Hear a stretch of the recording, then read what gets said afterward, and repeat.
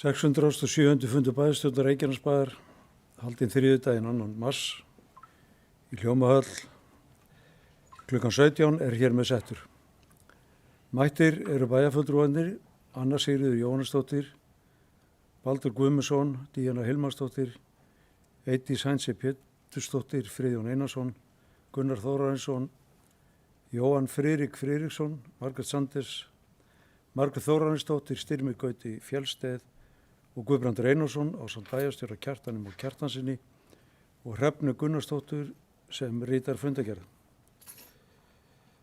Það eru 6 mál á dagskrá fundarins en þau eru fyrsta mál eru fundargerð bæjarráðs frá 4. og 11. mars, númer 2 fundargerð umhverfis- og skipulagsráðs frá 5. mars, númer 3 fundargerð íþrótta- og tónlistarráðs frá 9. mars og 4 fundargerð velferðarráðs frá 10. mars. Númer 5 er síðan fundargerð lýðheilsuráðs frá 11. mars og síðast númer 6 er fundargerð fræðsluráðs frá 12. mars. Og þá göngum við til dagskrár og tökum fyrir fyrsta dagskrárlið sem eru fundargerðir bæjarráðs frá 4. og 11. mars orðið laust. Margrét Sanders gjörðu svo vel.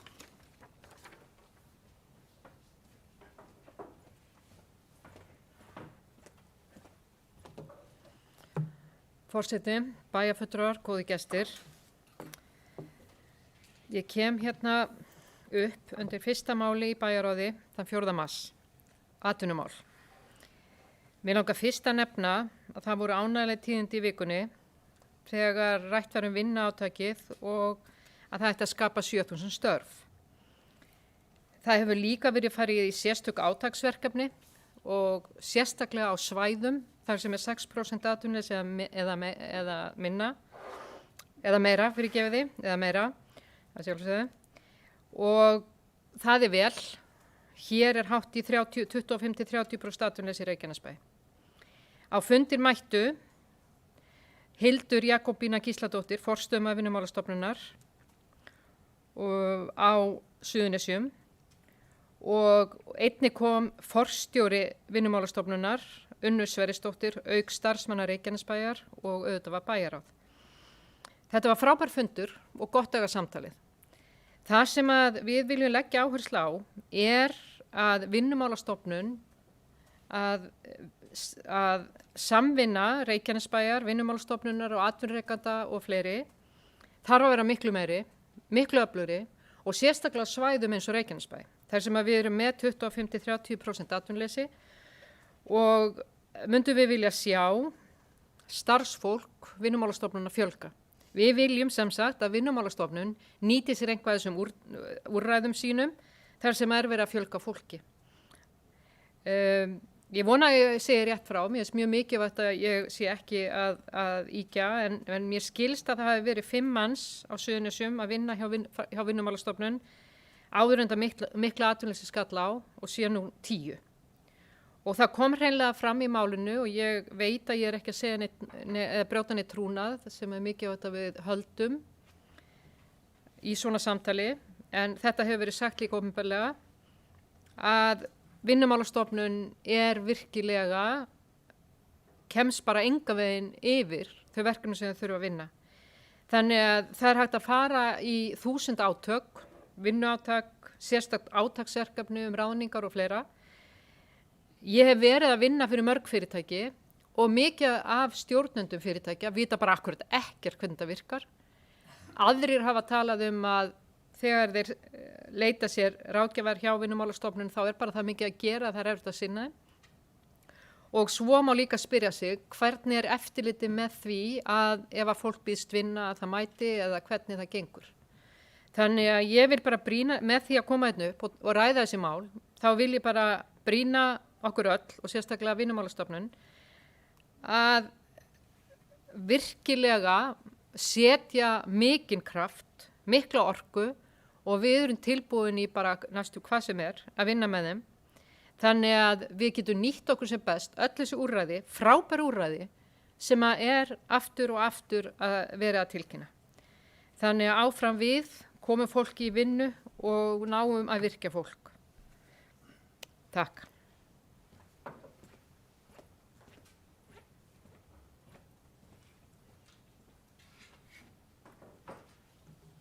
Friðjón Einarsson Gersvel.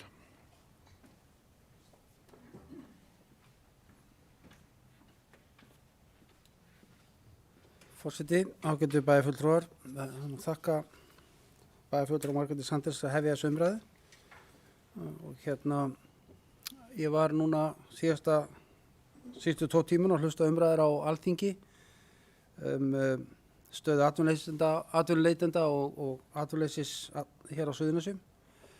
En það kom margt athyglisvert fram og ég tek undir orð Margrétar að fagna þessu nýja átaki ríkisstjórnarinnar og þar sem að sveitarfélögin munu fá tæplega 500.000 greiddar með hverjum þeim sem það ræður til vinnu og sama gildur fyrirtækin. Reyndar fæst meira greitt fyrir að taka þá sem hafa verið lengi á atvinnuleysisskrá en ennþá líka hægt að fá atvinnuleysisbætur greiddar með þeim sem eru búin að vera atvinnulausir í 1 mánuð. Þessi umræða var mjög áhugaverð, það tóku margir til máls og það kannski skýrist nú ekki margt en mér þótti athyglisvert að sumir á þingi tala það að atvinnuleysisbóta tímabilið ætti ekki að lengja og það var alls ekkert gott og að bætur leysi ekki neitt. Mér þótti þetta aldrei sérstök fullyrðing sem viðkomandi hafði í þinginu, viðkomandi þingmaður, talandi til þúsundir manna á þessu svæði sem lifa á bótum. Vegna þess að þó að við fáum svona góðar hugmyndir atvinnuátak, að þá ekki það sjálfgert að menn fái vinnu. Og því miður að þá, eins og við vitum og höfum rætt hérna áður, að þá fjöldi fólks núna að fara á fjárhagsbætur frá sveitarfélaginu og detta út af bótum hjá ríki sem skapar auðvitað mikla erfiðleika fyrir okkur á sama tíma að við höfum líka að ráða fullt af fólki í störf eins og ráðherrann komst á orði. Sveitarfélagi hafi nú möguleika á því að taka sér tak og gera eitthvað í þessum atvinnumálum. Mér finnst umræðan stundum vera dálítið skrítin og sammála Margréti Sanders með það að við þyrftum að tvöfalda starfsemi Vinnumálastofnunar til að geta sinnt þessu ef við ættum að reyna að skapa einhver 1000 störf hérna á næstu vikum og mánuðum. Ég held að það sé alveg nauðsynlegt og við höfum komið því áleiðis til ráðherra og forsætisráðherra að það veri fjölgað, störfum veri fjölgað hjá Vinnumálastofnun þannig hægt sé að vinna þetta mál áfram. Það veitir ekki af. En ég ennþá á því að við þurfum líka hugsanlega að leita sér leiða í þessu málaflokki og ég tel það alveg ljóst að við þyrftum að lengja bótatímabilið fyrir suma. Ég held að það sé alveg nauðsynlegt. Og þó að það sé ekki gert alls þar á Íslandi að þá atvinnuleysi langmest hérna á Suðurnesjum og þess vegna tel ég að það ætti að vera gilda sér lög svæði eins og okkar þar sem atvinnuleysið alltaf 3 sinnum meira hérna heldur en annars þar á Íslandi. Það myndi hjálpa okkur verulega mikið að takast á við þennan vanda. Mér langar líka að nefna hvað var atvinnumálin að þetta samtakamáttur samfélagsins og samfélagið þarf að taka ábyrgð og við þurfum einhvern veginn að skapa hvatningu hérna hjá okkur og fá fyrirtækin með okkur í innan slag að nýta þessar leiðir sem nú hafa verið kynntar sem ég mjög ánægður með að fá fyrirtækin til að hjálpa samfélaginu sínu og bera samfélagslega ábyrgð að því að mörg fyrirtæki hérna hjá okkur hafa það mjög gott. Það ekki allir sem hafa það slæmt. Og við þurfum að hvetja einstaklinga og fyrirtæki til að standa á fætur með okkur og berja okkur eða hjálpa okkur að endurreisa atvinnulífi hérna. Það var líka önnur frétt sem var mjög jákvæð í dag að þegar tilkynnt var að íbúar utan Schengensvæða gæti núna komið til Íslands ef þau hefðu löggilt vottorð og bólusett. Þetta dálítið stór frétt og kannski stærri heldur en almennt gert grein fyrir. Hlutabréf flugleiða Icelandair hoppuð upp í dag við þetta og menn keppast í það að lofa þessa ákvörðun og það þýðir til að mynda að Bretar núna og Bandaríkjumenn geta komið til Íslands ef þeir hafa löggilt vottorð þar að lútandi. Þetta hlýtur að vera dálítið spark í ferðaþjónustuna að rífa sig í gang og nýta síðan þessi fjölmörgu tækifæri sem félagsmálaráðherra kynnti á þinginu í dag, sem ég vil þakka kærlega fyrir og þarft og gott mál.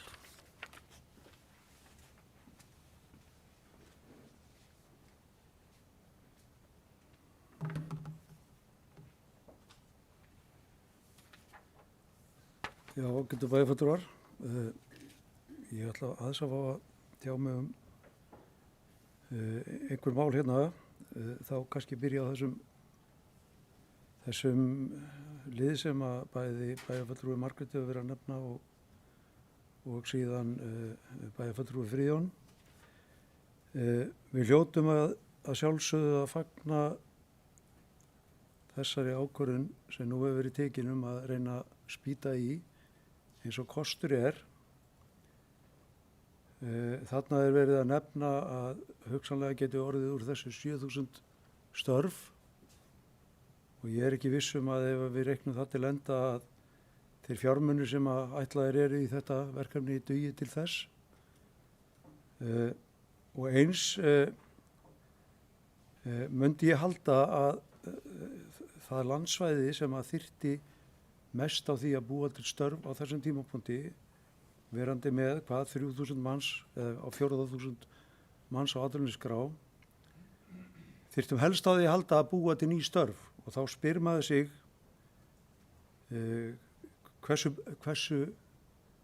hverjir eru möguleikar fyrirtækjana hér til þess að gera það á þessum tímapunkti. Og við erum auðvitað hafandi haft hér í áratugi ameríska herinn frá 1951 og síðan flugvöll, millilanda flugvöll sem hafa haft verulega stór og þýðingamikil áhrif á atvinnu uppbyggingu á svæðinu. Þessi stóru vinnustæðir hafa haft mikil og stór ruðningsáhrif í för með sér. Gert það að verkum að minni fyrirtæki hafa bara átt erfitt með að þrífast hér á svæðinu. Nú er herinn farinn og ekki tekur hann við neinum störfum og nú flugstöðin lokuð. Þannig að það er ekkert verið að búa til nein sérstök störf þar, kannski einhver í gegnum þetta og vonandi gerist það eins og Friðjón var að nefna hér áðan að hægt verður að opna landamærin að einhverju leyti fyrir þeim þjóðum sem hafa nú kannski skorað hæst í þessum ferðamannabransa okkar og við sjáum eitthvað lifna við. En ég ætla nú að vera kannski sá svarsinn í hópnum hvað þetta varðar. Ég er ekki alveg búinn að sjá það að þessi aðgerð ein og sér dugi til þess að aðstoða okkur í þeim erfiðleikum sem við erum. Og þegar hér var nú minnst á að bætur leysi ekki neitt, þá vil ég bara segja það að ég vil nú ekki kalla þetta bætur, þetta eru atvinnuleysistryggingar. Að sá sem að fær greiddar atvinnuleysistryggingar, hann hefur þá kannski í sig að borða sem hann hefði annars ekki. Þannig að mér finnst þetta hálfgerð lítilsvirðing við fólk sem er í þeirri stöðu að þurfa að þykja atvinnuleysistryggingar eða vera á þeim tryggingum að það leysi ekki neitt. Ég hefði talið eðlilegt í þessu árferði að til þess að dreifa byrðunum að þá myndum við hreinlega hækka atvinnuleysisbætur og lengja þetta atvinnuleysisbótatímabil. Ég held að það væri það sem að kæmi okkar íbúum best á þessum tímapunkti því að þeir munu svo sannarlega grípa tækifærið leið og opnast leiðir til þess að fara að reka flugvellina nýju og hlaupa í sína gömlu vinnu. Þannig að og við skulum vona að það veri fyrir en seinna.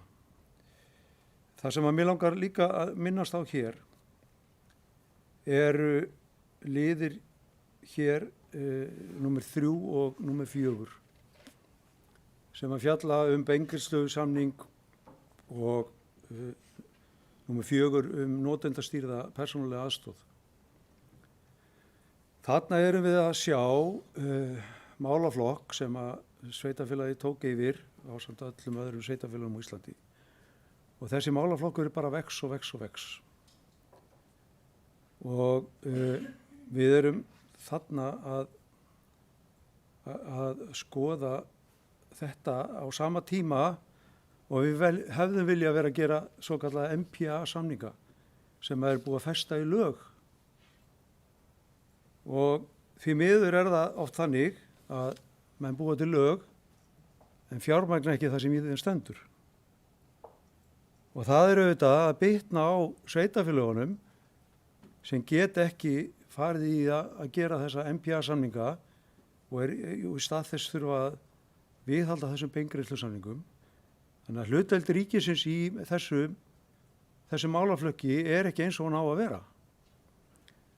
Og mér langar að nefna við hér að það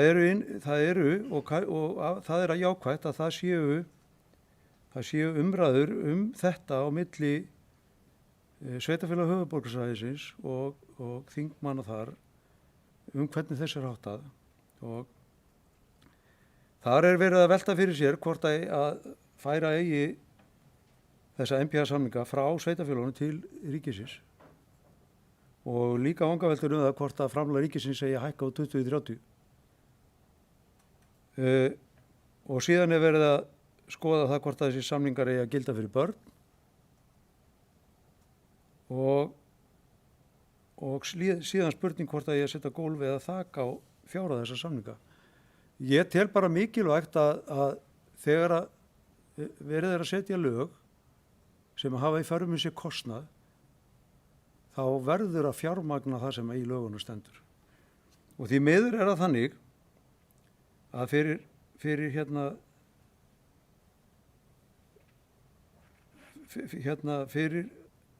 fyrir lok árs 2022 var gert ráð fyrir að þessi samningar geta orðið 172 en það er ekki gert ráð fyrir fjármögnun nema á 120 samningum í fjárlögunum. Þannig að út af standa cirka 50 samningar sem ekki vera fjármagnaðir þrátt fyrir að það standi í lögunum að fólk geti sótt MPA-samninga. Og þá þýðir það bara þessi kostnaður liggur á sveitafélagunum í gegnum þessar svokölluðu beingreiðslusamninga. Þetta er eitthvað sem að rétt er að velta fyrir sér og reyna að vinna með og fá þá ríkisvaldið til að samþykja sinn þátt í þessu. En orðið laust fundargerðirnar, Margrét Sanders gerir svo vel.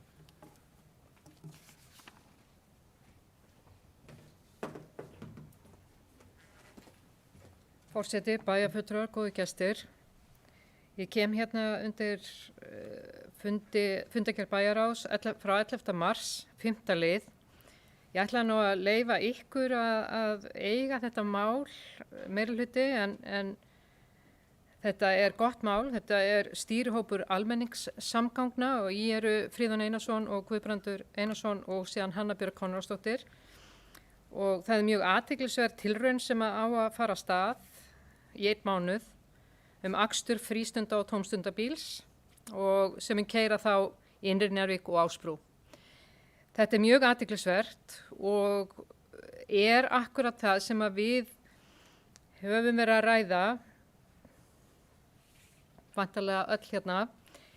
Við erum í vandræðum í sveitafélaginu. Við erum með mjög gisið sveitafélag frá Keflavík til Innri Njarðvíkur upp í Ásbrú og það er mjög mikil þjónusta sem er akkurat hérna á Keflavíkur ytri Njarðvíkursvæðinu. Og við höfum verið að reyna almenningssamgöngur og það hefur verið gagnrýnt og það verður athyglisvert að sjá þetta, hvernig þetta gengur, þessi tilraun. Mér langar bara að nefna eitt og brýna svolítið íþróttafélög og tómstundastarf, bara almennt tómstundastarf og bærinn er vantilega farin að hugsa það líka, að það er líka hluti af þessu starfi sem þarf bara hreinlega að fara út í byggðirnar.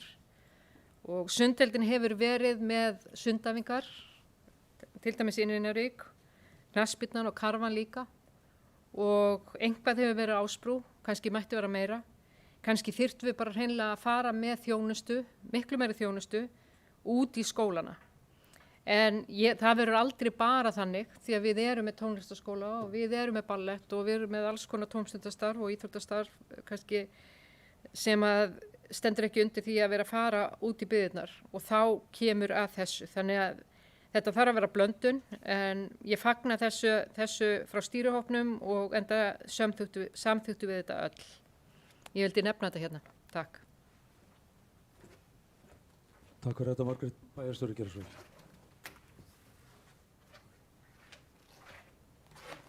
Forseti ágætu bæjarfulltrúar, já, bara aðeins vegna þessi bæjarfulltrúi Margrét Sanders var að tala hérna, þá nú, að því þú nefndir tónlistaskóla Margrét, þá hann nú starfandi eiginlega í öllum grunnskólum. Öflugt starf þar og svo miðlægt. En aðeins út af strætómálum að þá hafið þið eflaust séð eins og ég fréttir breytingar fyrirhugaðar á Akureyri og var í fjölmiðlum núna helgina held ég bara eða í gær og það sem að má segja að staða sé að mörgu leyti og bara mjög mörgu leyti svipuð og svo sama og hér. Það er að segja að þar verið að endurskoða almenningssamgöngur með það að markmiði að auka tíðni, stytta ferðatíma, fara svona meira eftir aðalleiðum, minna inn í hverfin og þá náttúrulega veldur það óánægju íbúa.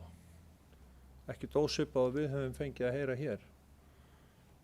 Mér fannst þetta svona athyglisvert að horfa á. En aðeins út af þessu með þetta tilraunaverkefni sem að bæjarfulltrúi Margrét Sanders minntist hér á áðan og eða stefnt að fara í gang eftir páska á Ásbrú inn í Njarðvík, þá var rætt kom fram á framkvæmdastjórnarfundi hjá okkur í morgun að sviðsstjóri umhverfisins hefði átt fund með verktakanum í gær og það væri aðeins spurningamerki hvort að það næðist að hrinda þessi framkvæmd þarna á þessum tíma út af einhverjum svona tæknilegum ástæðum sem að ég kann því miður ekki að nefna hér en vildi bara svona að það kæmi fram hér. Þetta ekki alveg 100% að það fari í gang þarna þó að auðvitað sé að því stefnt. Það hefur eitthvað að gera með búnað í bílónum og eitthvað svona hjá verktakanum. Og að lokum þá langar mig bara að segja ykkur frá því líka út af þessari umræði hér úrræði Vinnumálastofnunar og ríkisins í atvinnumálum að þá var líka ákveðið á framkvæmdastjórnarfundi í morgun að við myndum taka saman yfirlit yfir þessu úrræði öll og upplýsa bæjarráð þau og svona reyna að nálgast einhverjar svona áætlaða kostnaðartölu hvað það myndi kosta. En við sveitarfélagið setti talsvert fjármagn í svona úrræði í samvinnu við ríkið í fyrra. Þetta eru mörg úrræði og það mikilvægt fyrir okkur að hafa bara góða yfirsýn yfir það. Atvinna með styrk, það var sérstakt úrræði fyrir námsmenn, svo núna þetta sem var verið að kynna í dag, eða í gær og í dag, fyrir þá sem hafa verið atvinnulausir lengur en 1 ár og svo framvegis, þannig að þetta margs konar og mikilvægt fyrir okkur að hafa gott yfirlit yfir þetta og við erum sérst að setja vinn í gang að taka það saman og munum svo koma með það í bæjarráð og kynna fyrir ykkur þegar það liggur fyrir. Takk.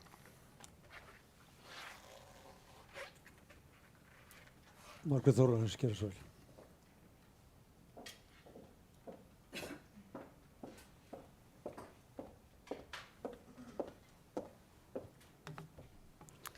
Virðulegi forseti og aðri viðstaddir, ég kem hér undir fundargerð bæjarráðs frá 4. mars, lið 1 atvinnumál. Ég tek heilshugar undir orðum Margrétar Friðjóns sem komi hér fram áðan og ég vona svo sannarlega að öll þessi störf sem ríkisstjórnin að tala verði að veruleika. Í því sambandi má minna á það að miðflokkurinn á Alþingi lagði fram breytingatillögu við fjárlög þessa árs upp á 2 milljarða framlag til að draga úr atvinnuleysi á Suðurnesjum. Tillagan var að fullu fjármögnuð en hún var felld með 30 atkvæðum ríkisstjórnarflokkana gegn 27 atkvæðum. Ég óska að þetta verði bókað.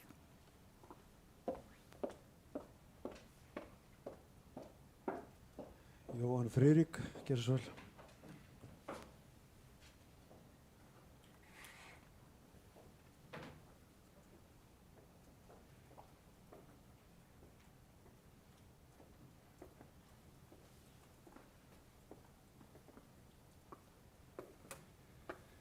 Forseti, ágætu bæjarfulltrúar.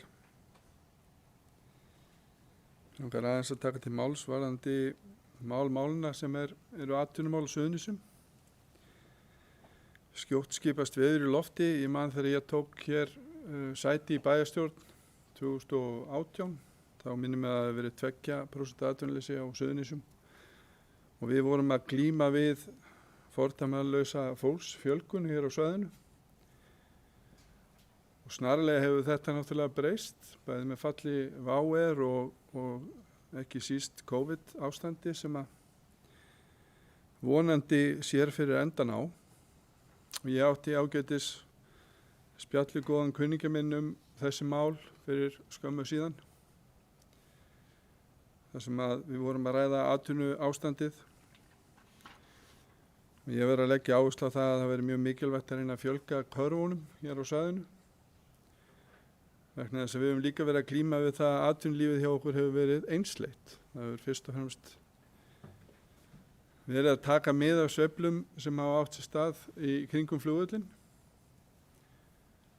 Og ég sagði það á sínu tíma þegar Isavia fór í sínar uppsagnir að það kom mér á óvart að ríkisfyrirtæki eins og Isavia sem að hefur nú reyndar teygt sig að mér finnst á undanförnum árum meira í samfélagsátt heldur en árin þar á undan til þess að vinna með okkur Suðurnesjamönnum að öflugra og fjölbreyttara atvinnulífi og mannlífi.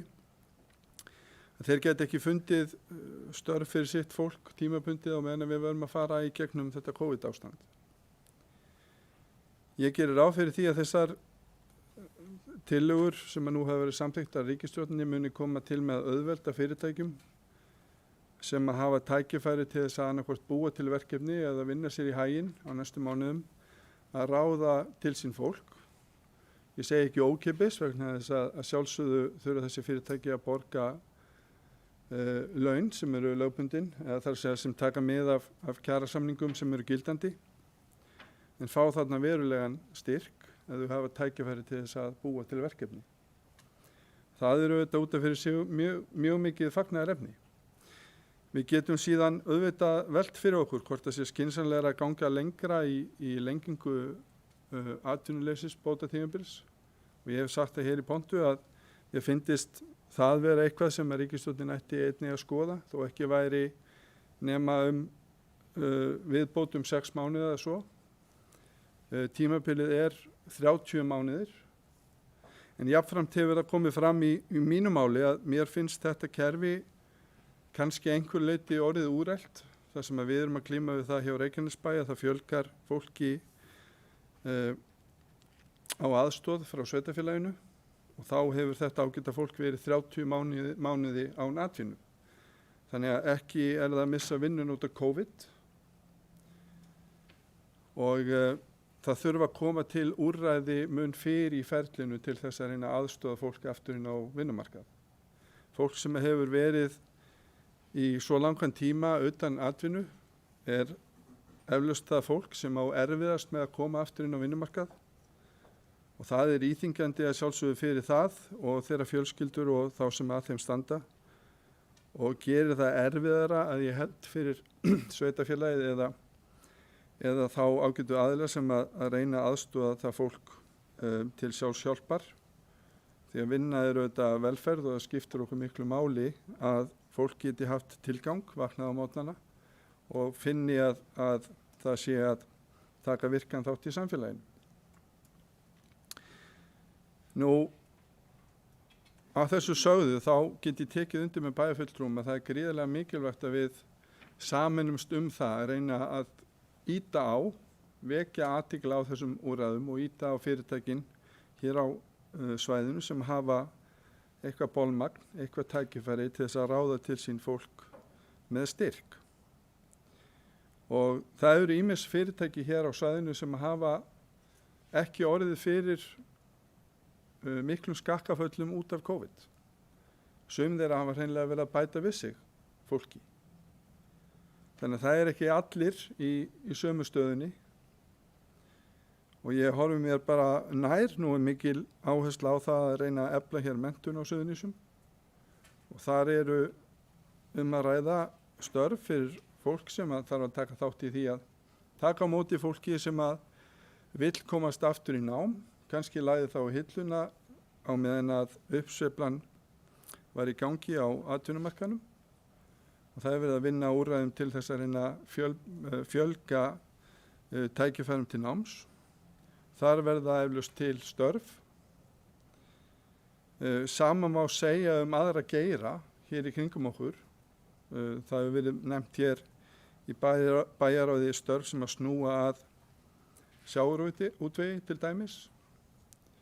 Störf sem að snúa að umönnun og eru í velferðarþjónustu. Og Reykjanesbær hefur meðal annars verið að auglýsa eftir starfskröftum í slík störf. En sumarstörfin sem að hér voru sett á laggirnar síðasta sumar og Reykjanesbær tók fullan þátt í, heppnuðust alveg gríðarlega vel.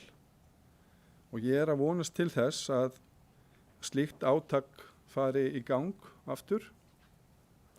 Bæði var þetta líflegt og skemmtilegt fyrir alla bæjarbúa að sjá þau verkefni sem voru unnin með þessu flotta námsfólki sem að nýtti sér þessi atvinnuúrræði.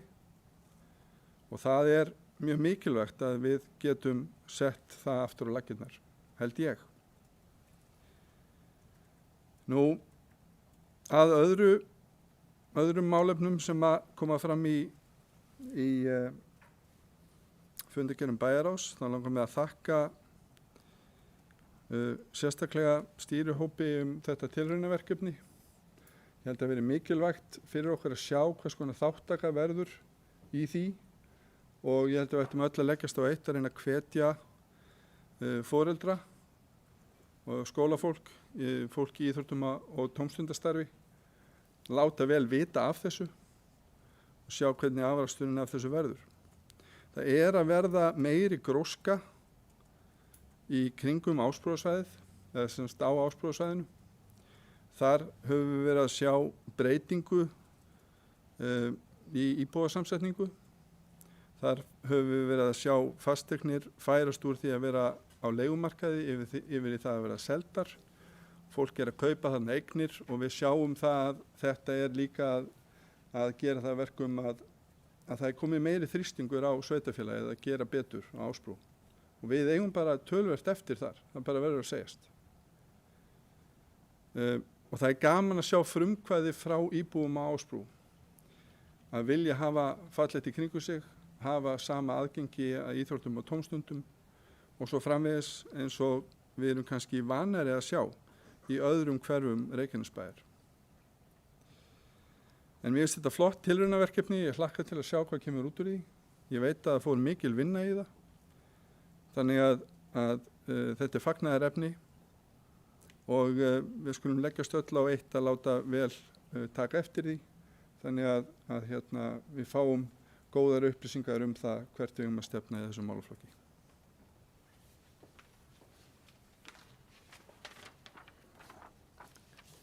Takk fyrir þetta. Það hafi ekki fleiri kvatt sér hljós undir þessu lið.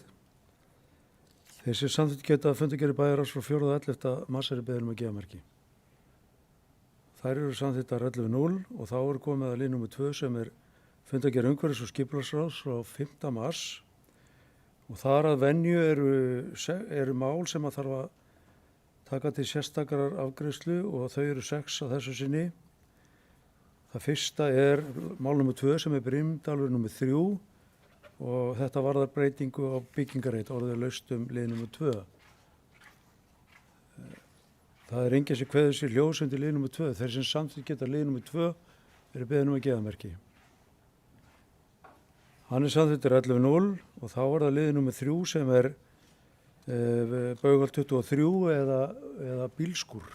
Óskum að byggja bílskúr. Orðið laust þennan lið. Það er enginn sem kveður sér hljós undir þessum lið. Þeir sem samþykkja lið nr. 3 eru beðin að gefa merki. Og hann er samþykktur 11.0. Þá er það lið nr. 4 sem er Eikardalur 2, breyting á byggingarreit. Orðið laust lið nr. 4. Það er enginn sem kveður sér hljós undir lið nr. 4. Þeir sem samþykkja lið nr. 4 eru beðin að gefa merki. Þeir sem samþykkt geta lið nummer 4 eru beðin gefa merki. Hann er samþykktur 11-0. Og þá er það lið nummer 6 sem er Skólavörður 22 og það er breyting á bílskúr. Við orðið laust lið nummer 6. Það er enginn sem kveður sér hljós undir lið nummer 6. Þeir sem samþykkt geta lið nummer 6 eru beðin gefa merki. Og hann er samþyktur 11-0 og þá er það lið nummer 7, Brekadalur 14-20. Þar er að ræða ósk heimild til að breyta skipulagsskilmálum fyrir lóðirnar og þessu erindi var hafnað í ráðinu. Þannig að afgreiðslan er þá hvort að við samþykjum höfnunina. Og það er orðið laust lið nummer 7. Og þeir sem samþykkt geta afgreiðslu ráðsins á lið nummer 7 eru beðin gefa merki.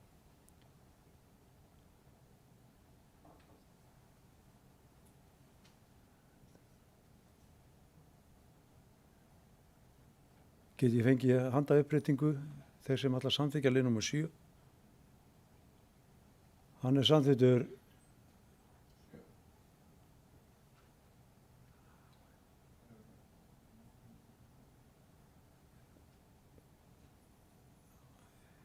erum við að sjá 9 hendur á lofti, eru 2 að sitja hjá? Eða bæjarfulltrúi Margrét situr hjá en Gunnar Þór Ragnarsson. Það er þá afgreitt með 9 atkvæðum og 2 sitja hjá. Það er rétt að bóka það hverjir sitja hjá í málinu. Og þá gef ég orðið laust fundagerðirnar að öðru leyti. Margrét Sanders gerir svo vel.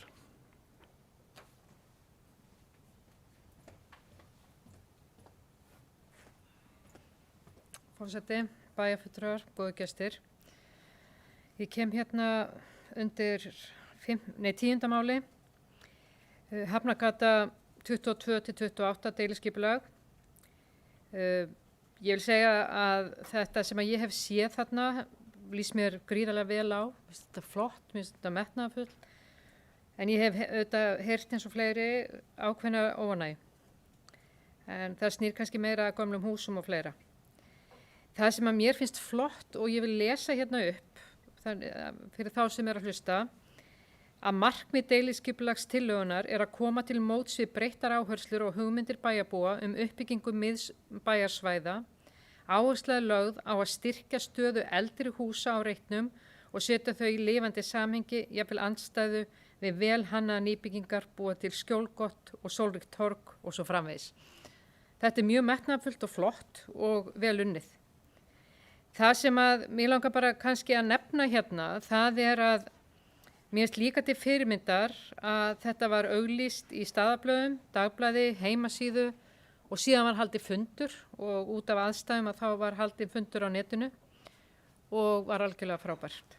Ég vil bara, það var eina sem að ég held að við höfum gert mistök eða allavega hefðum getað gert betur núna við hérna bærinn.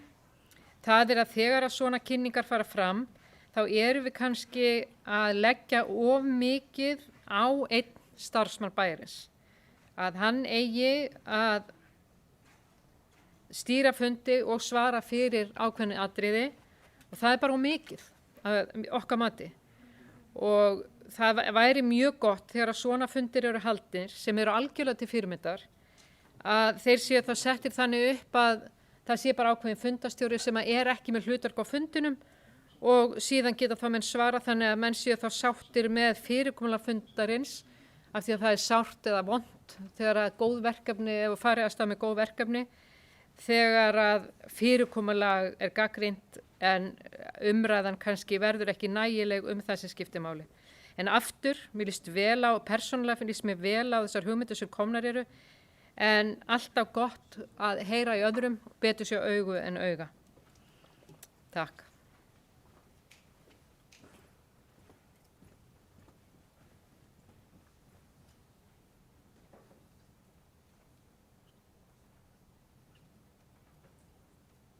Friðjón Einarsson, gerð svo vel.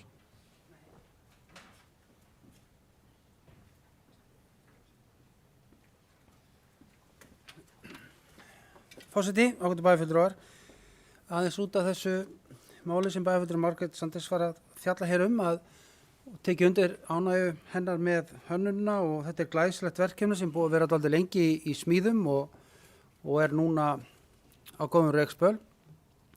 Varðandi, mér langar bara að segja frá því að bærinn átti eitt hús þarna, Hafnungur 22 og þegar það var ákveðið að selja það þá letum við meta húsið og húsið var metið ónýtt. Þannig að ég velti stundum fyrir mig þegar við erum með svona gömul hús og við þurfum að gera upp að þegar menn vilja vernda og halda eitthvað svona, að það alveg gríðarlegu kostnaður fyrir sveitarfélagið að fara út í þá vegferð og við þekkjum það vel, við eigum nokkuð svona hús sem við erum að gera upp. En ég ætla að fagna þessum áhuga, þessum krafti sem þarna og hlakka til að sjá þetta rísa. Þetta mun hafa mikil áhrif og virkilega til fyrirmyndar.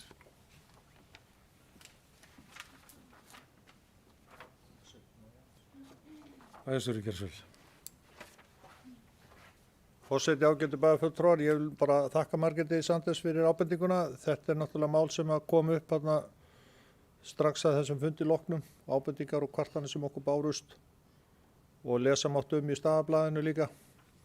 Og við höfum rætt það og munum taka tillit til þess að þarna hefði verið betra að hafa bara sjálfstæðan fundarstjóra.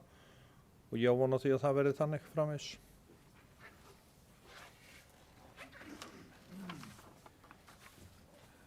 Takk fyrir þetta. Það hafi ekki fleiri kvart sér ljós undir þessum lið. Þeir sem samþykkt geta fundargerð umhverfis- og skipulagsráðs og 5. mars eru beðin að gefa merki.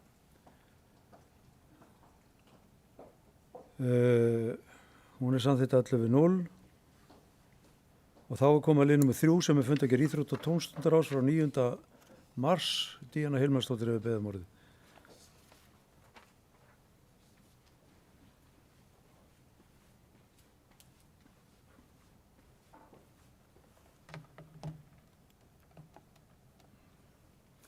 Forseti, bæjarstjóri, bæjarfulltrúar og gestir.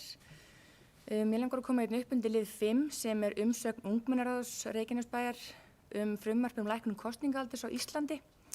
Og mér langar að taka heilshugar undir umsögn Ungmennaráðsins sem afspurnu góð. Þau eru með mjög góð rök fyrir því að lækka kosningaaldurinn ekki niður í 16 ára og ég alveg hjartalega sammála þeim og öllu öðru sem kom fram hjá þeim í þeirra umsögn. Og liður 7 sem beiðni frítt í sund fyrir atvinnuleitendur. Það var íbúi hér í bæ, Birna Kristel, sem skrifaði færslu á Facebook sem var svo tekið inn sem erindi til ráðsins að tilstölan Evu Stefáns formanns. En hún setti sig í samband við Birnu. Erindi snýr að því að ráðið hvatt til þess að bjóða upp á afslátt eða frítt í sund fyrir atvinnuleitendur og ég vil taka undir beiðni Birnu og ég hef fulla trú á því að þetta fái góða niðurstöðu þar sem mikilvægt að stuðla að félagslegri virkni og hreyfingu fólks sem hefur jákvæð áhrif á bæði andli og líkamlegu hliðina. Þetta lýðheilsumál. Og liður 8 brúin félagsmiðstöð í Háaleitisskóla sem var formlega opnuð á 5. 4. mars síðastliðinn og að ræða samstarfsverkefni Háaleitisskóla og félagsmiðstöðurnar Fjörheima og frumkvæða opnun félagsmiðstöðurnar kemur frá skólastjórnendum skólans í ljósi niðurstaðna frá rannsókn og greiningu þar sem kom fram að unglingar í Háaleitisskóla sóttu Fjörheima minna en aðrir nemendur í öðrum skólum og það voru 33 ungmenni sem mættu opnun á kvöldið á unglingastigi skólans og þetta var mjög vel heppnað og tímabært og mér langar að hrósa skólastjórnendum Háaleitisskóla sem og Fjörheimum fyrir frábært framtak til að mæta þörfum nemenda á svæðinu. Takk. Anna Sigríður Jóhannesdóttir Geirsvel.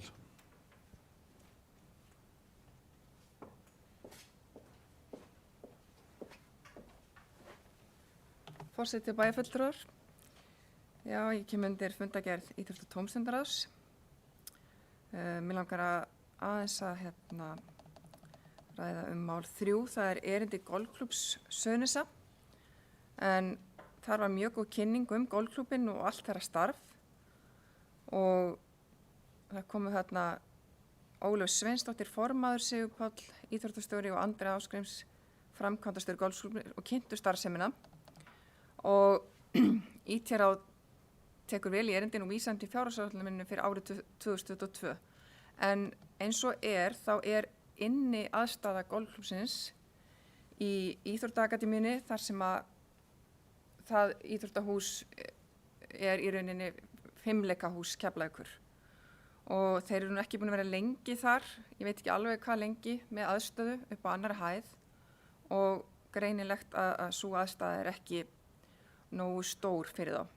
Það er einnig á sama stað aðstæða fyrir eldri borgara með nýlegum púttvelli og góð nýting þar einnig á daginn þegar lítið starf í húsinu. En það er áhugavert að skoða fyrir árið 2022 hvort að sé hægt að efla og bæta úr aðstöðu fyrir golfklúbbinn á öðru stað því að eins og þá er mjög erfitt að komast að Íþróttaakademíunni á vissum tími sólarhringsins þegar allir eru í golfi og allir eru í fimmleikum. Þannig að við þurfum klárlega að skoða þetta vel fyrir golfklúbbinn hvort hægt sé að bæta aðstöðuna á öðrum stað. En varðandi annað mál númer 6, forvarnarátak samtakahópsins og Fjörheima. Mér langar að hrósa samtakahópnum og starfsfólki Fjörheima fyrir fræðandi myndbönd skaðsemi orkudrykkja á börn og unglinga. Þeir eru víst búin að fara í alla grunnskóla með kynningar og mér finnst það bara frábært að starfsfólk Fjörheima fari í svona góða forvarnavinnu. Og svo eitt máli viðbót sem mér langar að óska, síðasta mál á dagskrá númer 8. Brúin félagsmiðstöð Háleitsskóla með óska Háleitsskóla bara til hamingju með nýja félagsmiðstöð. En svo kom fram áðan að mikil gróska á Ásbrú og það börnin og foreldrinu vera klárlega ánægð að sé komin félagsmiðstöð í skólan hjá þeim. Takk. Takk fyrir Margrét Þórhallsdóttir Geirsvöld.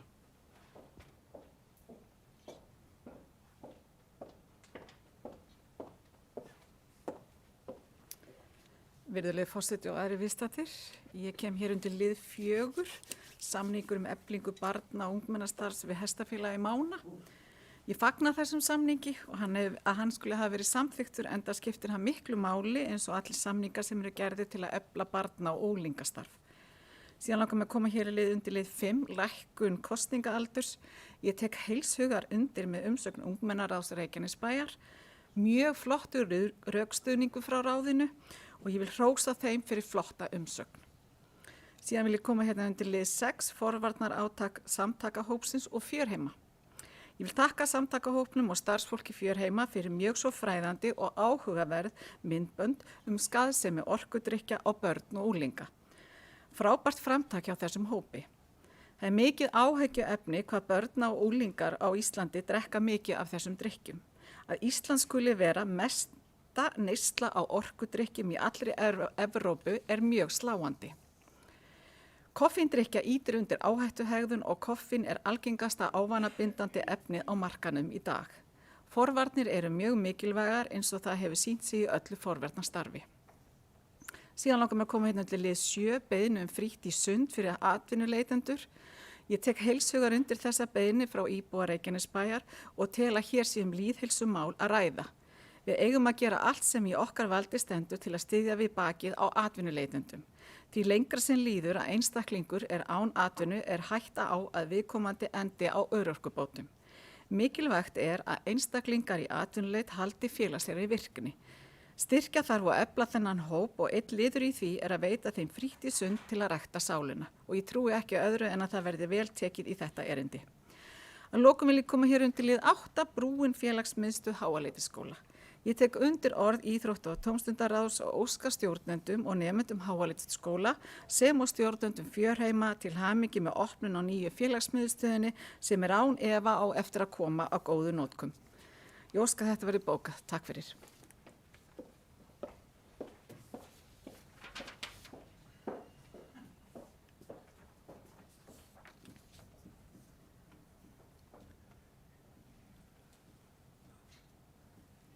Það hafi ekki fleiri kvatt sér ljós undir þessu. Gunnar Þórhallsson, gjörðu svo vel.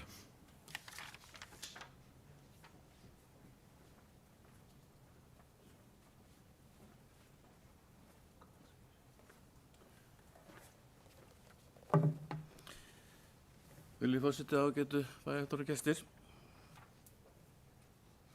Mér langar aðeins að koma inn á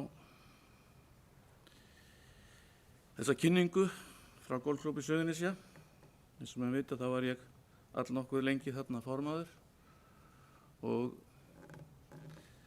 við lentum auðvitað í hörðum slag við ýmsa. Einhvern tíma vorum við að reyna að leita eftir víkkun á landi eða stækkun á landi en fengum ekki til þess burði að klára það verkefni út af meðeigendum þessara landa sem eru hann í kring. Við erum í raun og veru bara með ákveðin hluta af golfvellinum í eigin eigu. Talsverður hluti af golfvellinum og jóelnum sem kallaður er í eigu annara og ljóst að það geti, farið úr höndum okkar þegar að eigendur þessara jarða fara að hverfa frá okkur og einhverjir aðrir erfingjar taka við.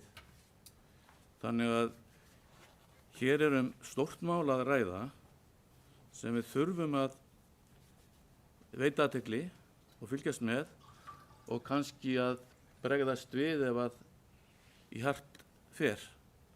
En allavegana það búið að reyna það einu sinni að koma því í kring að eigna stærra land þarna sem að nauðsynlegt en það hefur því miður ekki tekist ennþá.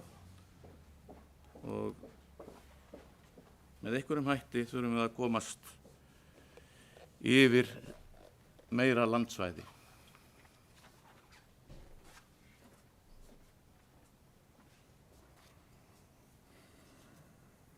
Það hafa ekki fleiri kvart sér ljós.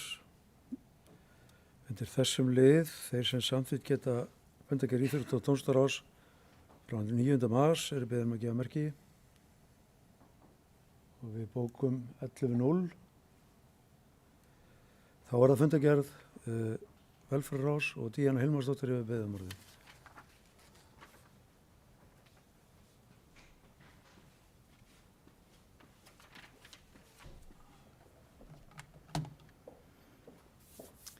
Forseti, bæjarstjóri, bæjarfulltrúar, ágætu gestir. Ég kem hér upp undir fundargerð velferðarráðs frá 10. mars síðastliðnum. Mér langar að ræða fyrstu 4 liðina í fundargerð ráðsins og út á hvað þeir ganga. Ég veit að Halldóra Fríða Þorvaldsdóttir formaður velferðarráðs hefur farið yfir þetta áður en mér finnst þetta vera það mikilvæg verkefni að ég ætla að leyfa mér að gera það aftur. Liður 1 sem barnvænt sveitarfélag, Ásmundur Einar Daðason, félags- og barnamálaráðherra, skrifaði undir samstarfssamning innleiðingu barnasáttmála Sameinuðu þjóðanna í Reykjanesbæ ásamt Kjartani Má bæjarstjóra og Birnu Þórarinsdóttir, framkvæmdastýru UNICEF á Íslandi þann 25. júní í fyrra. Barnvænt samfélag verkfærakista og líkan sem styður við innleiðingu barnasáttmálans inn í stjórnsýslu og starfsemi sveitarfélaga. Það byggir á Child Friendly Cities, alþjóðlegu verkefni UNICEF. Mér langar að nefna nokkra punkta sem felast í því að verða barnvænt sveitarfélag. Það að sveitarfélag gerir barnasáttmála rauðum þræði í allir starfsemi sinni og notar sáttmálan sem sérstakt gæðastjórnunarverkefni á öllum sviðum. Sveitarfélagið viðurkennir að í röddum, viðhorfum og reynslu barna og ungmenna felast verðmæti og einnig markvisst samráð við börn og ungmenni og að raddir þeirra verði nýttar til að bæta þjónustu sveitarfélagsins. Þetta langhlaup, ekki spretthlaup. Og gert ráð fyrir að innleiðingarferli taki 2 ár. Þetta ekki átaksverkefni heldur hringrás sem að skiptist í 8 skref. Í dag Reykjanesbær staddur í skrefi 2 sem kortlegning og jafnfram eitt mikilvægasta skrefið í innleiðingunni. Þar sem mælikvarði búin til sem svo nýttur sem grunnur fyrir aðgerðar áætlun og viðmið fyrir frekari stefnumótun. Þegar kortlegningu lokið mun stýrihópur verkefnisins meta þörf fyrir fræðslu og námskeið innan sveitarfélagsins og í framhaldinu mótuð aðgerðaráætlun. Svo það liður 2 sem allir með, en allir með hefur það megin markmið að stuðla að jöfnum tækifærum allra til félagslega þáttöku í skipulögðu starfi fyrir börn og barnafjölskyldur með sérstakri áherslu á að ná til barna af erlendum uppruna.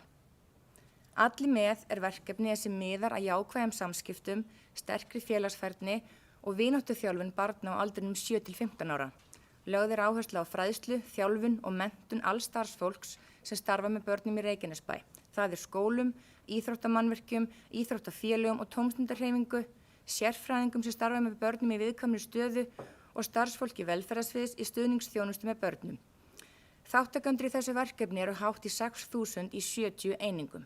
Það er búið að gera alveg ótrúlega margt nú þegar og langar með að nefna nokkur atriði, eins og 29 stór glæsileg myndbönd skipulagt barnastarf, fræðsla til allra starfsmanna grunnskóla og frístundaheimila, styrkja íþrótti fyrir börn með sérþarfir, birta greinar í víkufréttum, kynning á verkefninu til hinna ýmsu aðila, fyrirlestur fyrir foreldra, allir með sáttmálinn og svo mætti lengi telja.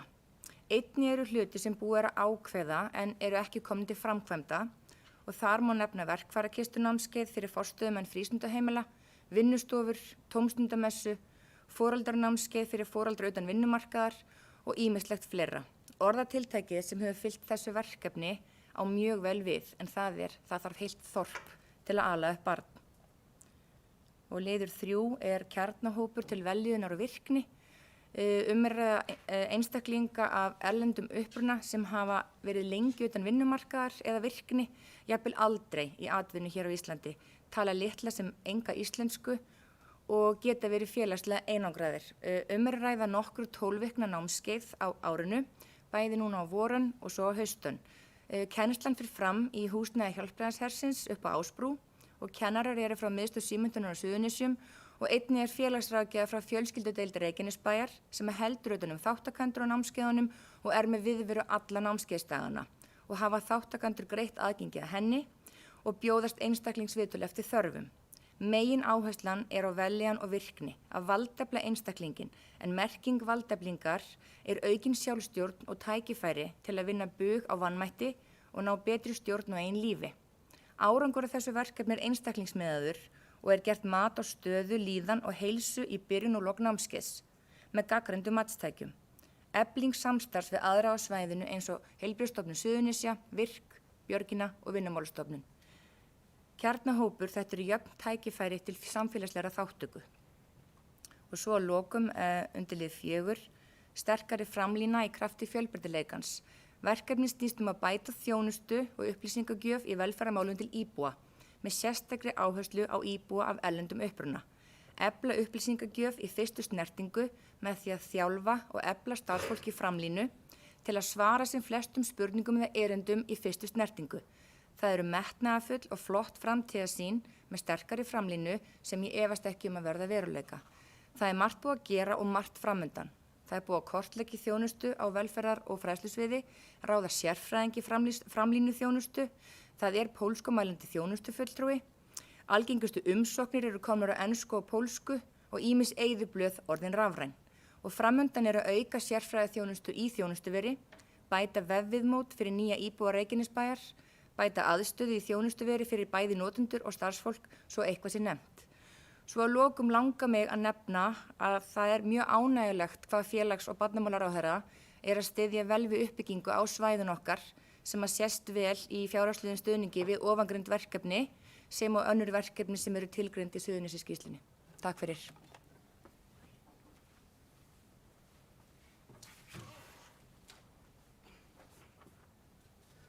Takk fyrir þetta, Díana.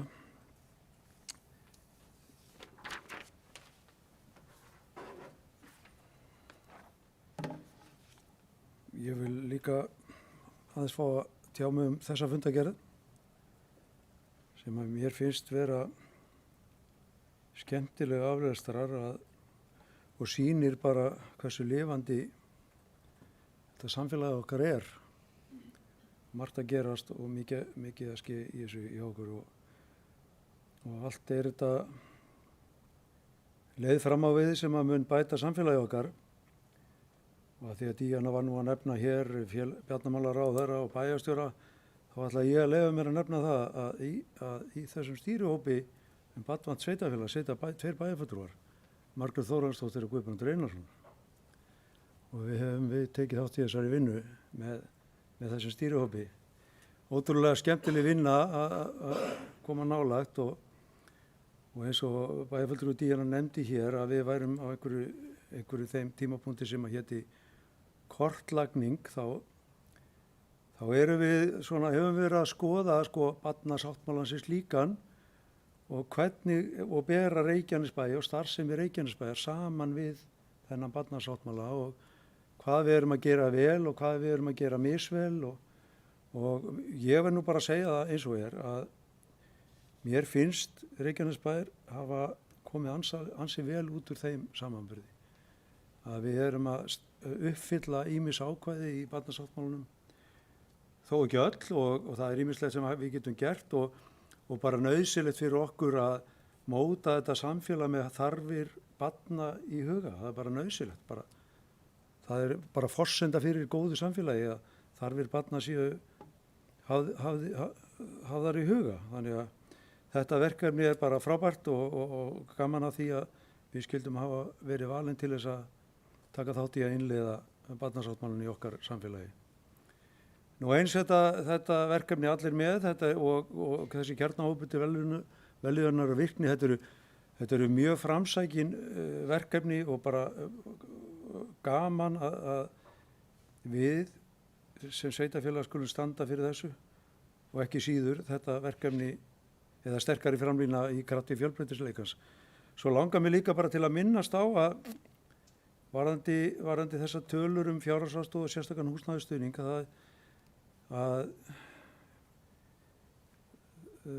mér finnst einhvern veginn eins og þessar tölur séu ekki eins slæmar eins og ég átti von á.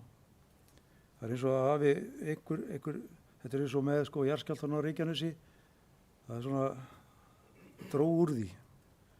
Vonandi verður það þannig og við séum að sjá þetta ganga tilbaka með einhverjum hætti en staðan er svona að minni hyggju aðeins skárri heldur en að ég hafði óttast. Orðið laust. Margrét Þórólfsdóttir gerir svo vel.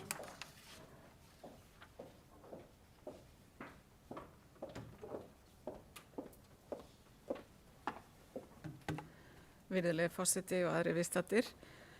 Það var virkilega ánægjulegt að sjá í fundargerð velferðarráðs hvað mörg og þörf verkefni er í vinnslu og styðja öll þessi verkefni að heilum hug enda eru þau mjög mikilvæg. Ég vil þakka öllum verkefnastjórum sem starfa við þessi mikilvægu verkefni en þrátt fyrir það þá langar mig að nefna hérna eitt verkefni umfram annað en það er innleik barnasáttmálans.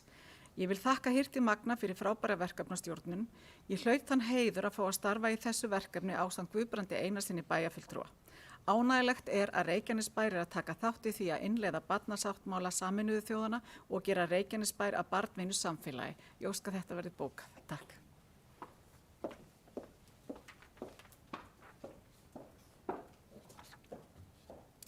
Það hafi ekki fleiri hvassir ljós undir þessu lið.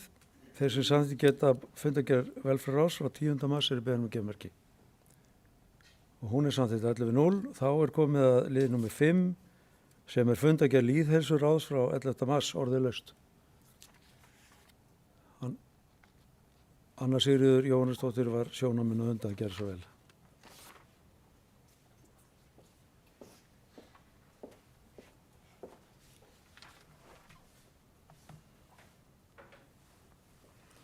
Forseti, bæjarfulltrúar. Já, ég kem undir fundargerð lýðheilsuráðs. Mál nr. 2, það er heilsu- og göngustígar.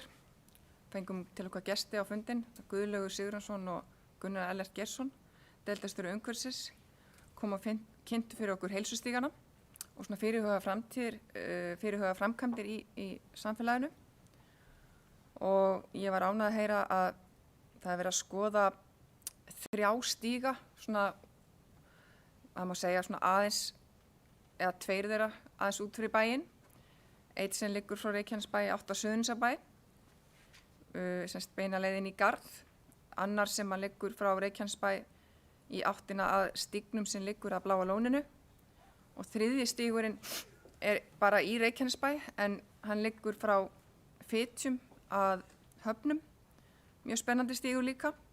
Og ég vona svo sannarlega að vegagerðin komi til móts við Reykjanesbæ og að þessi stígar verðir gerðir framkvæmdir í sumar því að þetta er jú atvinnuskapandi og ekki bara það að með svona góðum göngustígum, hjóla og göngustígum dregur úr enga bílunum og einnig úr strætóferðum. Ég tel að það muni klárlega draga úr samgöngum keyrandi. Mál nr. 3. Þar fór Guðrún Magnúsdóttir yfir aðgerðaáætlun lýðheilsustefnunnar og sýndi okkur kynningamyndband lýðheilsustefnuna og það mun líklega fara í loftið jafnvel í kvöld eða morgun. Þannig að það verður spennandi fyrir bæjarbúa að kíkja á myndbandið lýðheilsustefnuna. Og svo langaði mig aðeins að nefna hérna síðasta málið. Þá fengum við góðan gest líka á fundinn. Það var Helga Margrét Guðmundsdóttir, verkefnastjóri hjá Reykjavíkurborg sem kom og kynnti lýðheilsu í Reykjavík og sérstaklega málefni aldraða. Ég þakka henni fyrir góða kynningu og ég vona svo sannlega að við jafnvel eftir að sjá hana bara aftur því að þetta er stór áskorun fyrir öll samfélög, ekki bara Reykjanesbæ, að Íslendingar eru að verða dálítið gamlir. Það ætla allir að verða 100 ára. Það er í tísku núna. Og við þurfum að gera betur í málefnum fyrir aldraða. Við erum að gera fullt gott í Reykjanesbæ fyrir þennan hóp. Alveg fullt gott og mörg góð verkefni sem snúa að forvörðum og fleiru.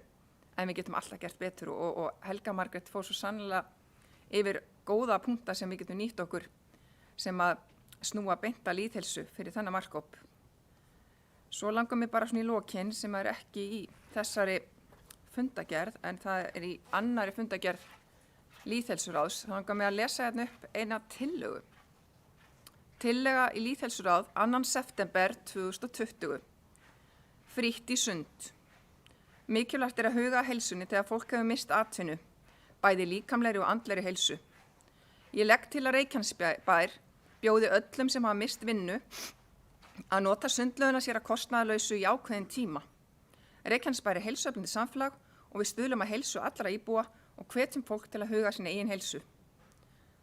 Þessa tillögu bar ég fram 2. september 2020. Takk. Jóhann Friðrik.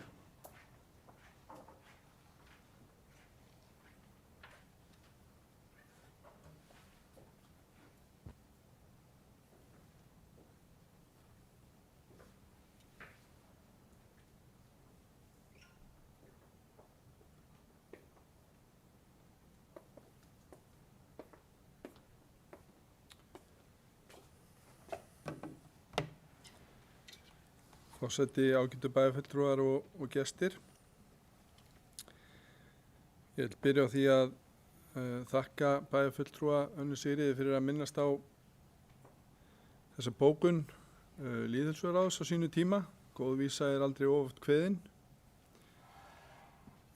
Ég ætla samt ekki að lengja mál mitt með því að fara yfir alla þætti í fundagerð lýðheilsuráðs.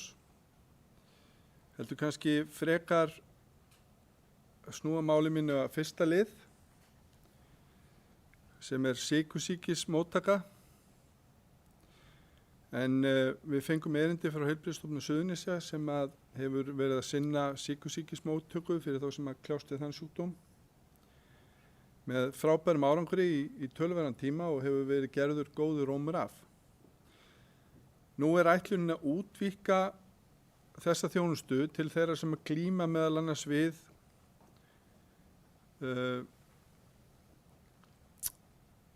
kannski helst offituvandamál, háþrýsting og fleiri fylgifiska svona heilsutengdra nútíma sjúkdóma eins og kallað er oft, svo kallega lífstílstengdir sjúkdómar sem að má hafa verulega áhrif á með hreyfingu og mataræði og ég vil fagna þessu frumkvæði Heilbrigðisstofnunar Suðurnesja en furða mig jafnframt á því að svo virðist sem að þetta verkefni sé ekki að fullu fjármagnað. Og ég geld alltaf varhug við því þegar það er farið af stað með verkefni þar sem að menn sjá ekki til lands í því að fjármagna verkefnið og vil því nýta þetta tækifæri hér í pontu bæjarstjórnar að hvetja heilbrigðisráðherra og Heilbrigðisstofnun Suðurnesja til þess að klára dæmið Það mun ekki standa á okkur í lýðheilsuráði og án efa Reykjanesbæjar í heild sinni að taka þátt að einhverju leyti ef við getum stutt við þetta fína frumkvæði með því til að mynda auglýsa það. En ég held að sé mjög mikilvægt átt að sjá því að þarna komið frumkvæði að verkefni sem að þyrfti að ráðast í á landsvísu. Við sjáum nú í fréttum offit meðal barna aukast geigvænlega. Hreyfingarleysi unglinga hefur verið og vandamál í samfélaginu. Við þessu hefur bæjarstjórn Reykjanesbæjar verið að bregðast. Við höfum verið að reyna að hvetja til íþróttaþátttöku. Við höfum verið með sérstakar styrki, hvatagreiðslur. Við höfum verið að reyna markvisst að tryggja það að öll börnin okkar hafi sama aðgang að íþróttastarfi. En samt sem áður sjáum við tölurnar færast í þessa átt. Þetta mikið ágefni. Þetta það sem kemur til með að verða langþyngsti bagginn á heilbrigðisþjónustunni til lengri tíma litið.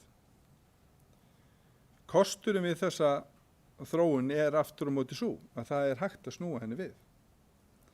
Það hægt að grípa í taumana. Og þarna vissulega góð fyrstu skref í þá átt hér á svæðinu, en við þurfum að þrýsta á það að slík úrræði séu full fjármögnuð.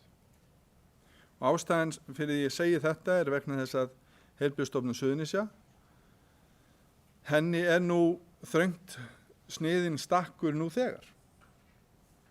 Og ég veit að þarna fagfólk sem kemur að þessu. Það búið að hafa samband við Janus Guðlaugsson varðandi ákveðna þætti í þessari þjónustu. Og þetta til mikilla fyrirmyndar. En aftur, við verðum að þrýsta á ríkisvaldi að þeir taki þétt utan svona góð verkefni og full fjármagnuðu til þess að þau nýtist til lengri tíma litið. Þannig að þó svo að ég á sama tíma fagni frumkvæðinu, þá veit ég það ekki búið að tryggja því fjármagn og ég vildi minnast á það hér. Nú, rétt aðeins í lokin varðandi aðgerðaráætlun í lýðheilsumálum sem auðvitað í þróun og margt í gangi nú þegar. En við í lýðheilsuráði erum búin að liggja yfir henni og komið margar góða tillögur og sumt nú þegar komið í framkvæmd. En við þurfum að horfa á lýðheilsumál í Reykjanesbæ til næstu 10, 20, 30, 40 ára. Og þó sé gott að taka þátt í einhverju átaksverkefni, þá þurfum við meira að huga að umhverfinu okkar og það auðvitað að koma heilsustígarnir okkar sterkt inn.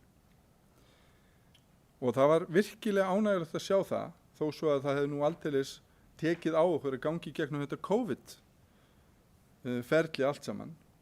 Hvað bæjarbúar voru duglegir að fara út að ganga og nýta sér þessa stíga. Það búið að vera betrumbæta þá, það búið að leggja núna drauga því að tengja saman sveitafélögin, að því verður ríkið að koma og þetta frábær fjárfesting til lengri tíma litið.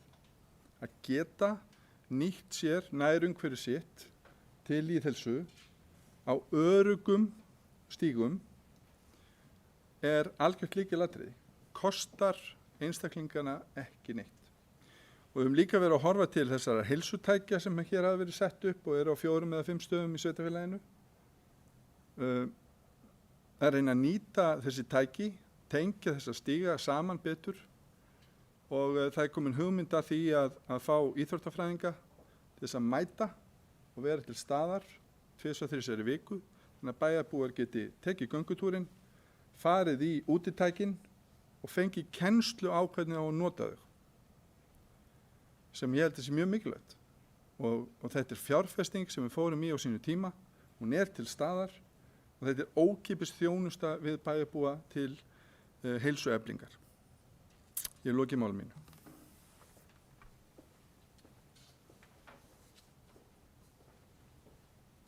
Baldur Guðmundsson, gerðu svo vel.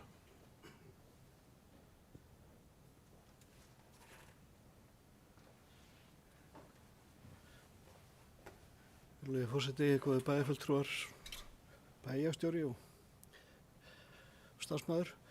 Ég ætla að vera með bara örstutt innlegg. Ég veit að þetta ekkert vel undirbúið en þetta bara hugmynd sem að ég fékk þegar við vorum að nýta þessa fínu göngustíga og ég vissi ekkert hvert ég var komin eða hvert þetta myndi leiða mig. Þá datt mér í hvort það væri ekki hægt að kortleggja þessa göngustíga. Semst annarkvort á vef bæjarins eða einhverjum öðrum vef eða finna einhverja leið til að gera það. Ég er að hætta mér hérna upp, eins og ég segi, það er ekki búin að fjármagna verkefnið og ég veit ekki hvort þetta er hægt, hvað þetta kostar eða búin að undirbúa þetta neitt og er ekki með formlega bókun. Það þarf ekkert að bóka þetta. Ég ætla bara að viðra þessu hugmynda því að við erum að ræða þessa fínu göngustígar og það var mjög fínt fyrir gesti og gangandi að geta rifið upp síman og fundið út hvert leiðin liggur. Og við útfærum þetta þá bara og skellum inn í umhverfissviðið til framkvæmda. Þetta á ekki að kosta mikið, sko. Það er bara svona, ég er ekki með meira vesen í dag, sko.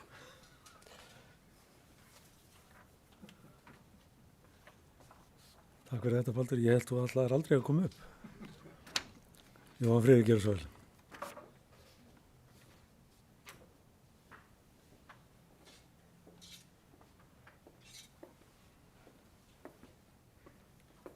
Já, forseti ágætu bæjarfulltrúar og ágætu bæjarfulltrúi Baldur Guðmundsson. Frábær hugmynd og gaman að segja frá því að lýðheilsufulltrúi sótti styrk í lýðheilsusjóð.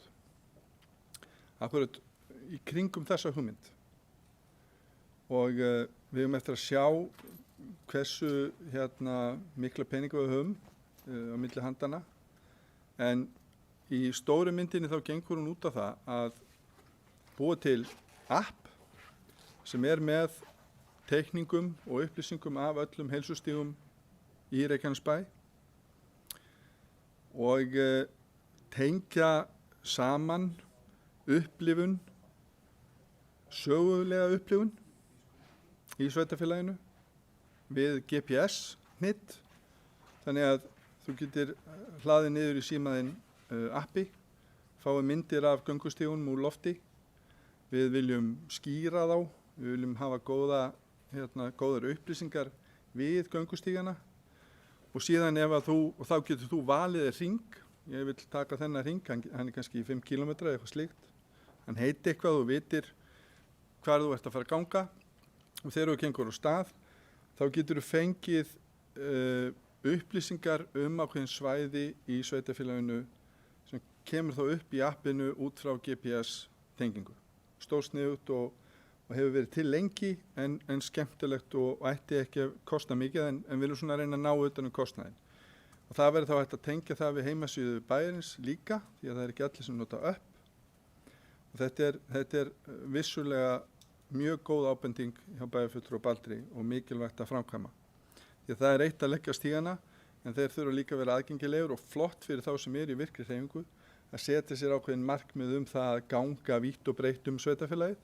Og nú eru stígakerfið orðið ansi þétt en við erum líka búin að vera að bæta við í kringum Seltjörn og þegar stígakerfið vonandi verður að veruleika á næstu árum á milli sveitarfélagana þá verður hægt að fá svona glögga mynd af því hversu langt fólk verður að fara annarkvort gangandi eða hjólandi. Takk.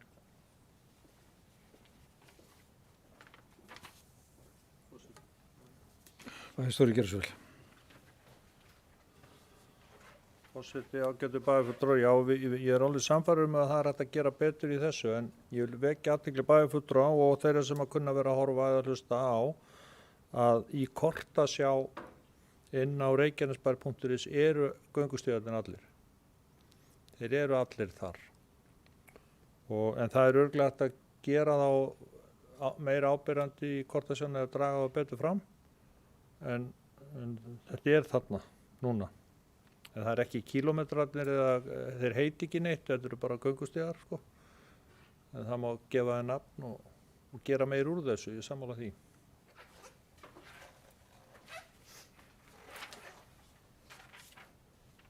Gunnar Þórhansson, gerðu svo vel.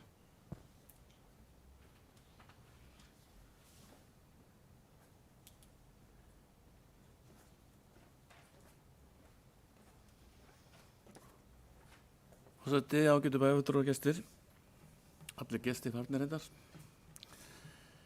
Hérna, það er óhjákvæmilegt að maður komi upp og fagni því að það sé verið að vinna í göngustígum og bæta þar möguleika á því að labba milli hverfa og bara yfirleitt að hreyfa sig. En það er einn hængur á að enn og eftir að leysa þetta vandamál í því hverfi sem ég bý og þekki það að eigin raun að börn eiga erfitt með að komast leiðar sinnar út úr hverfinu af því að það vantar einfallega bara göngustíg yfir göturnar eða þá undirgöngu eins og margir hafa nefnt við mig þannig í hverfinu að það þurfi göng undir þann ágæta veg sem að liggur upp á flugvöll. Þetta kostar ekki mikið, við höfum gert þetta áður í golfklúbnum. Það tók 2 daga að búa til undirgöng yfir, eða undir sem sagt veginn út í garð. Þannig að menn eigi ekki að mikla það fyrir sér. Það er auðvitað nauðsynlegt að síðan að leggja göngustíg að þessu, en það er að tengja þá við göngustígin sem liggur upp á flugvöll og það er mjög einfalt og mál að gera og myndi ekki kosta mjög mikið. En ég segi þetta bara því að hér er verið að tala um mál sem varðar fyrst og fremst yngri kynslóðina sem að er jú að ég allavega hefur margótt lent í því að þurfa að keyra krakkana mína eða sem sagt barnabörni mín í skólan þar sem að þau hafa ekki möguleika á hjóleinu sinni á mörgum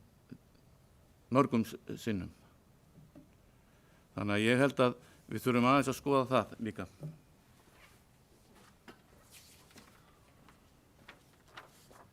Takk fyrir þetta Gunnar. Ég tek heilshugar undir þetta sem þú ert að segja hér því að þetta er bara mikið öryggismál að bæta úr þessu. Þetta hot þarna er bara mjög erfitt og vont og mikil umferð þarna sem á sér stað og þannig að það er brýnt að leysa úr þessu með einhverjum hætti. En það er ekki fleiri sem hafa hvað sér ljós undir þessum lið og þá ber ég þennan lið til afgreiðslu. Þeir sem samþykkt geta fundargerð lýðheilsuráðs frá 11. mars eru beðin að gefa merki og hann er samþykktur 11.0 og þá er góðir bæjarfulltrúar að komið að 7. og síðasta lið sem er fundargerð fræðsluráðs frá 12. mars orðalaust þann lið. Anna Sigríður, gerðu svo vel.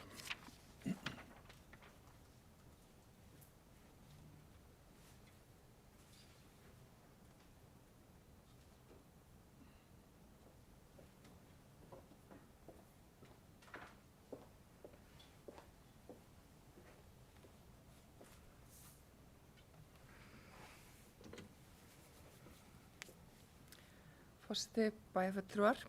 Já, ég kem undir fundargerð fræðsluráðs frá 16. mars. Mál 2 í fundargerð fræðsluráðs opnun frístundaskóla. Mér finnst þetta frábær þjónusta við börn og foreldra. Þetta kallast í rauninni nútíminn. Þarna verið að horfa til framtíðar og hugsa hag barnsins. Finnst örugglega ekki mörgum börnum sem eru að vera 6 ára gaman að fara aftur í leikskólan eftir sumarfríið. Þarna erum við að tala frístundaskóla fyrir börn sem eru að klára leikskólan í ágúst áður en þau hefja grunnskólagönguna. Og mér langar bara að hrósa þessu verkefni og er rauninni ekki verkefni lengur. Þetta var tilraunaverkefni og er rauninni bara góð þjónusta við fjölskyldur í Reykjanesbæ. Mér langar aðeins að ræða meira skólamál með leyfi forseta sem er ekki kannski alveg beint á fundardagskrá en samræmdu prófin eru nýbúin að vera í grunnskólum á landinu og þau gengu ekki vel en þetta var fyrir 9. bekk, 8. mars og Forstjóri Menntamálastofnunar segir nýtt prófakerfi fyrir rafræn próf nauðsynleg. En nú höfum við aðeins rætt þessi vinsælu próf hérna á síðustu 2 bæjarstjórnarfundum og það allir með skoðanir á prófunum. En ekki gekk þetta samt vel í rafrænu formi núna og viljum við vera nútímavædd og hafa sem flest allt í tölvum. Ég ætla aðeins að rifja upp fyrsta rafræna samræmdu prófið sem var haldið í íslensku fyrir börn í 4. bekk árið 2016. Það innihélt ritun með mynd og nemendur áttu að skrifa 150 orð myndina.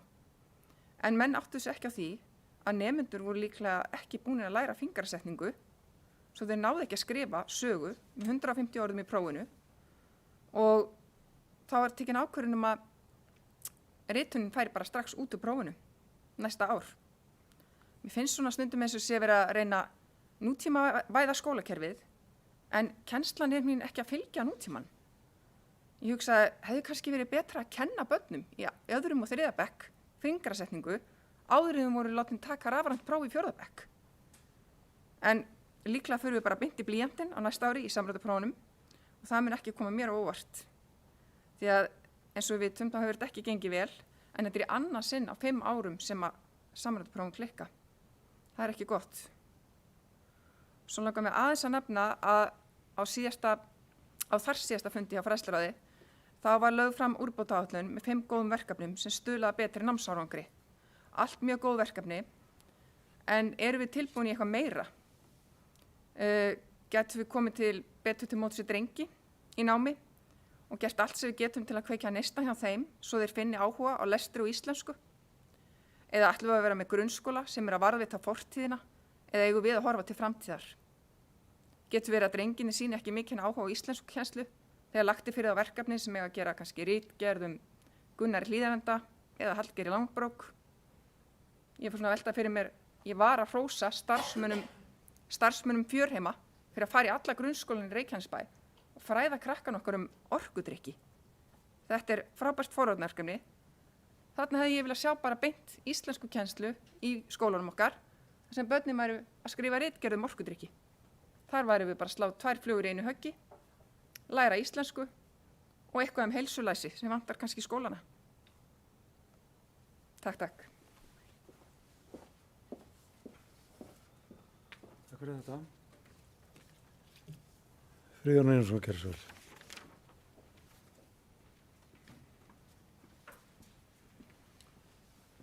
Forseti ágætu bæjarfulltrúar. Eins og hér hefur komið fram að þá tókst nú ekki vel til með samræmduprófin í ár og ég var kannski bara einn af fáum sem fagna því að það ekki tekist. En undanfarið hefur verið að skoða tilgang og að velta fyrir mér okkur við erum nú aðeins öllu saman og mér langar aðeins að með leyfi forseta að lesa smá texta en það segir meðal annars: Samræmd könnunarpróf eiga að meta hæfni allra nemenda með sama hætti og við sambærilegar aðstæður. Tilgangurinn að meta hvernig markmiðum aðalnámskrár hefur verið náð og veita endurgjöf til nemenda, foreldra, kennara og fræðslu yfirvalda. Stór og mikil orð. Áfram held ég. Með samræmdu prófunum eiga kennara geta metið stöðu nemenda í faginu. Og þá byrjar vandamálið. Raunin svo að það afar erfitt að fá að vita sérstaklega hvað vel gert eða verð. Niðurstöðurnar eru erfitt að nota til gagns og kennarar fá mjög takmarkaðar upplýsingar. Þá verið að prófa mjög lítinn hluta þekkingar og á einhafan hátt og prófin eru bara alls ekki í samræmi við aðalnámskrá á grunnskóla og taka aðeins á örfáum hæfni viðmiðum. Nemendur fá ákveðna raðeinkunn eða þennan bókstaf en það verið að prófa svo lítinn hluta námsefnið á svo einhæfan hátt að nemendur fá ekki að sýna hvað í þeim býr. Allir eru steyptir í sama mót. Langar að vitna til mikil skólamanns Hafsteins Karlssonar en hann sagði eftirfarandi: Samræmdu prófin eru afar takmörkuð og sjónarhorn þeirra er þröngt, sniðið fyrir lítinn hóp nemenda, en hér á Íslandi er skóli án aðgreiningar, opinber skólastefna og mikil pressa á frá ríki og sveitarfélögum að við vinnum eftir þeirri stefnu. Við tökum alla inn í almenna grunnskóla, krakka sem flytja frá útlöndum, krakka með ýmiss konar fatlanir og raskanir. Fyrir þessi börn eru prófin kvalræði og gera ekkert annað en að setja þau til hliðar. Samræmd próf eru því skaðleg fyrir nútíma skólastarf þar sem markmið er að rækta margs konar eiginleika og hæfni og koma algjörlega á skjön inn í það starf og vinna gegn hinu opinberu skólastefnu. Samræmdu prófin eru eldgamalt fyrirbæri og í seinni tíð eru þau orðin af einhvers konar stofnun sem lifir sjálfstæðu lífi og er ekki í neinum tengsli við starfið í skólan lengur. Og vil ég gjarnan taka undir með þessum ágæta skólamanni, Hafsteini Karlssoni. Takk.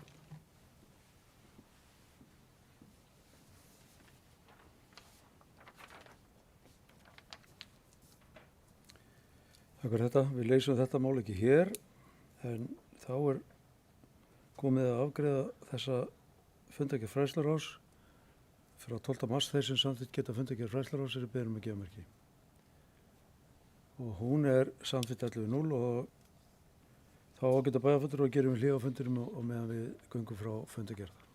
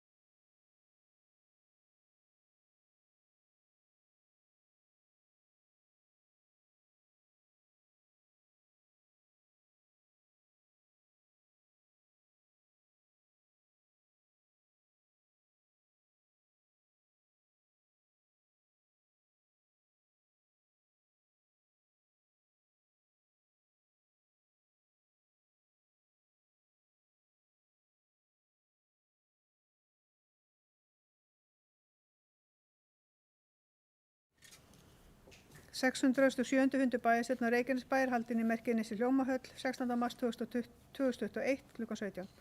Og viðstættar Anna Sigurður Jóhannesdóttir, Baldur Þór Guðmundsson, Díana Hilmarsdóttir, Eydís Hense Pétursdóttir, Friðjón Einarsson, Guðbrandur Einarsson, Gunnar Þórðarsson, Jóhann Friðrik Friðriksson, Margreta Sandes, Margrét Þórðarsdóttir, Styrmi Gutti Fjellsteð, Kjartan Kjartansson bæjarstjóri og forseti var Guðbrandur Einarsson. Fyrsta málafundi gerði bæjarráðs frá 4. og 11. mars 2021. Forseti gaf orðið lausn fundargerðirnar og til málstöku Margreta Sandes, Friðjón Einarsson, Guðbrandur Einarsson og Kjartan Kjartansson. Til málstöku Margrét Þórðarsdóttir lagði fram eftirfarandi bókun en með leyfi forseta mun ég ekki lesa þá bókun hún gaf bast rafrænt. Til málstöku Jóhann Friðrik Friðriksson og fundargerðirnar samþykktar 11.0. Annað máli er fundargerði umhverfis- og skipulagsráðs frá 5. mars 2021. Forseti gaf orðið lausn eftirfarandi liði fundargerðarinnar frá 5. mars til sérstakra samþykktar. Annar liður Brimdalur 3 breyting á byggingareit samþykktur 11.0 án umræðu. Þriði liður Baugholt 23 bílskúr samþykktur 11.0 án umræðu. Fjórði liður Eikardalur 2 breyting á byggingareit samþykktur 11.0 án umræðu. Sjötti liður Skólavörður 22 breyting á bílskúr samþykktur 11.0 án umræðu. Sjöundi liður Brekadalur 14 til 20 samþykktur 9.0 án umræðu en bæjarfulltrúarnir Margreta Sandes og Gunnar Þórðarsson sitja hjá. Áttundi liður Bakkastígur 12 lóðastækkun samþykktur 11.0 án umræðu. Forseti gaf orðið laust til máls tók Margreta Sandes, Friðjón Einarsson og Kjartan Kjartansson. Fundargerðin samþykkt á öðru leyti 11.0. Þriðja mál fundargerð íþrótta- og tómstundaráðs frá 9. mars. Forseti gaf orðið laust fundargerðina og til máls tóku Díana Hilmarsdóttir og Anna Sigurður Jóhannesdóttir og til máls tók Margrét Þórðarsdóttir og lagði fram eftirfarandi bókanir en með leyfi forseta mun ég ekki lesa þær en þær bárust rafrænt. Forseti gaf orðið laust og til máls tók Gunnar Þórðarsson og fundargerðin samþykkt 11.0. Fjórða mál fundargerð velferðarráðs og 10. mars. Forseti gaf orðið laust fundargerðina og til máls tóku Díana Hilmarsdóttir og Guðbrandur Einarsson og til máls tók Margrét Þórðarsdóttir og lagði fram eftirfarandi bókun með leyfi forseta mun ég ekki lesa þá bókun hún barst rafrænt. Og fundargerðin samþykkt 11.0. 5. mál fundargerð lýðheilsuráðs frá 11. mars 2021. Forseti gaf orðið laust fundargerðina og til máls tóku Anna Sigurður Jóhannesdóttir, Jóhann Friðrik Friðriksson, Baldur Þór Guðmundsson, Kjartan Kjartansson, Gunnar Þórðarsson og Guðbrandur Einarsson. Fundargerðin samþykkt 11.0. Og 7. mál fundargerð fræðsluráðs frá 12. mars og forseti gaf orðið laust fundargerðina og til máls tóku Anna Sigurður Jóhannesdóttir og Friðjón Einarsson og fundargerðin samþykkt 11.0.